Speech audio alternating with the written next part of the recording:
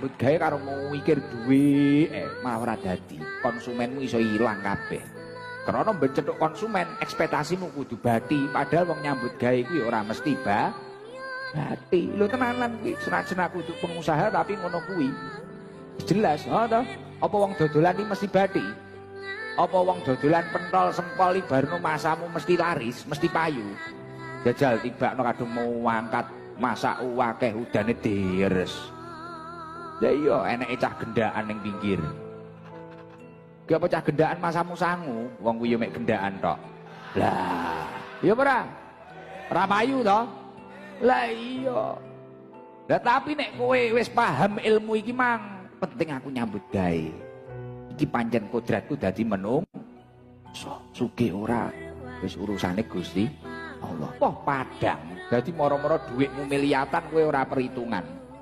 Gitu.